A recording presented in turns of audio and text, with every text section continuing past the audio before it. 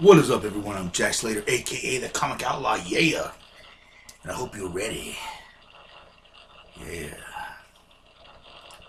We're gonna go deep into the comedy world today. We're gonna review not one, not two, but three movies. Now, you know my rule when I do top tens. And in case you don't, I'm gonna explain it to you. I consider top tens when they make like three of a movie. I add all of them together and then I determine their place on the top 10 from that. So if one drags it down, it gets dragged down. So, but this was a 90s classic. All right, I'm talking about Austin Powers. Now, in case you guys don't know who Mike Myers is, not Michael Myers, but Mike Myers. He made movies like Wayne's World. He was in Saturday Night Live. He made a crap ton of movies and a crap ton of money before his he made a couple bad movies, and he just decided to leave for a while, and he just disappeared. But he left a mark on comedy, movie making, and kind of the how to take care of your own character.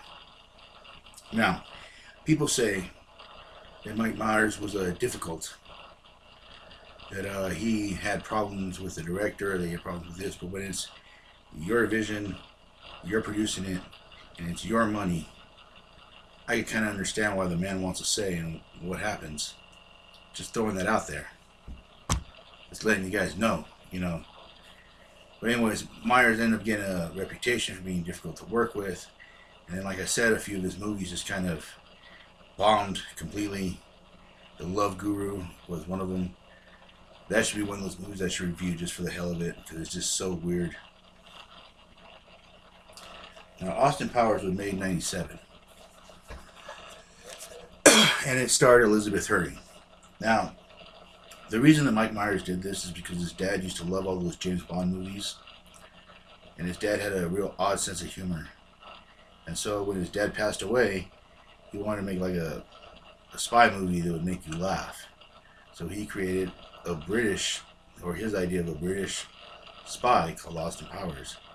And he says catchphrases like, "Do I make you horny, baby?" Okay, so basically he's like a love child from the 60s. And back then, I guess it was like free love, and you know what I mean? Everybody was going out and banging each other and listening to music and partying down and busting bad guys. Well, anyways, Austin Powers comes from this time, and he gets frozen and sent to the 90s, 97. And this girl that he was sort of in love with, her daughter is now in charge, and that who blah blah blah ends up being the one that thaws him out, which she is played by Elizabeth Hurley, Vanessa. Uh, anyways, so Austin Powers' villain back in the day, his name is Doctor Evil, a bald-headed man with a huge inferiority complex. But anyways, he decides to wake up, and that's why they wake Austin up. They wake him. Doctor Evil gets woken up first, and then Austin. So Doctor Evil starts doing his evil schemes. Austin has to stop him. And like I said, I kind of like want people to watch the movies that haven't seen them. So I'm really trying to gloss over a lot of different things. Well, they have their battle. Doctor Evil goes one way, Austin goes the other, and it goes into part two. And I'm going to say this right now. Part two is my absolute favorite. It's because I love Heather Graham. I worship Heather Graham. And she was just a dynamite just to have in this movie. Her name was Felicity Shagwell. Oh, my God, such a beautiful woman. Anyways, she plays Austin's new partner since Vanessa, spoilers, kind of ends up exploding. But, yeah, they go on another mission, but this time they have to go back in time because someone has stolen Austin's mojo. Someone literally drilled into the ice cube that he was in, took a needle, stuck it in this thingy, and stole all the magic. Yeah, and I guess that juice doesn't look like regular juice. I'm trying to be very kind in describing this. It's pink and glitters and shit. And yes, Doctor Evil does have a son. In part one, I forgot to say that it's Seth Green. Seth Green's the guy that does all the Robot Chickens. He's in Family Guy. He plays Peter's son. But anyways, you find out how he was conceived in part two, and yeah, like the movies are just crazy. Part three, Goldmember, has Michael Caine in it. Michael Caine is a phenomenal actor. If you've seen any of the Dark Knight movies, he played Alfred. But he's had a career since that. He has been making constantly good movies. He usually makes a lot of dramas, stuff like that. So it's kind of interesting to see him as in a comedy, especially as Austin's dad. So yeah, that's part three. Ooh, excuse me. And also in part three, Beyonce stars in this movie. Yes, Beyonce.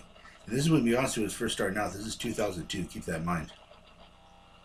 This actually helped her career a little bit because she was trying to push herself out of Destiny's Child more, you know, and kind of take more of the spotlight, which she ended up doing.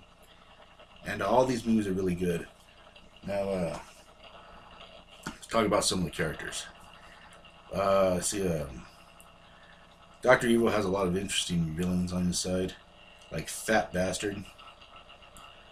Basically, he's a big, giant, colossal, fat guy that speaks with a Scottish accent and takes claps the size of turtle heads. He's a very funny character. He has a first appearance in part two, in part three. Very cool. And there's also Mini Me. And Mini Me, the actor that played him, had passed away recently, but he was funny as hell. He plays Dr. Evil's like mini version because cloning technologies only comes so far, so they were only able to clone someone 1/3 his size. Freaking hilarious. Like I said, Dr. Evil's son, alright character, and yeah, and like this movie's just funny. Like it does deal with time travel, and if you've ever heard me rant about stuff before, I hate time travel. Like in movies, like in a lot of movies, especially movies that take themselves real seriously, because it seems to be the fix-all to everything.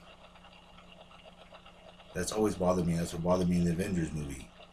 But this one uses time in a very funny way.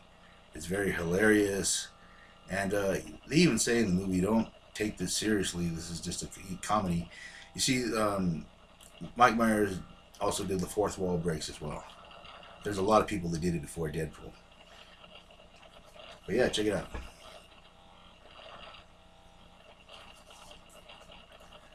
See all three parts. Let's see. Well, in part three, Dr. Evil and Austin sort of have to join forces to fight this one guy called Goldmember. And the reason they call him Goldmember is because due to an accident, his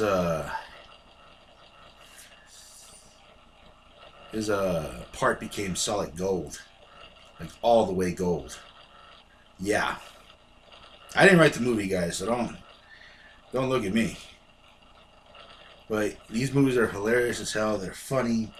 They have a lot of catchphrases in them, and they connect really well together. Like I would say that part two had a lot of the best elements. Part three was kind of eh. It was good, but I missed Heather Graham too much. And Beyonce's character did a good job, but she just wasn't my favorite.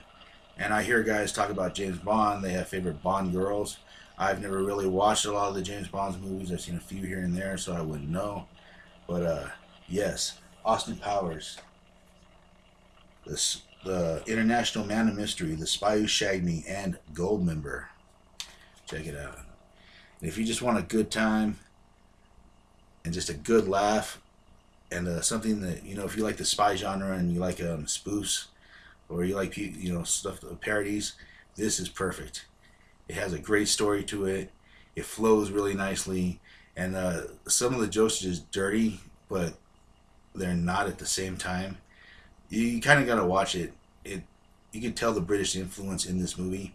Some of the humor is very dry, and some of it's very dirty. So there's a little something for everybody. Yes, and I'm the comic outlaw, and that is my Austin Powers movie review, and it was groovy, baby. And as always, I'll catch you on the flip side. Yeah.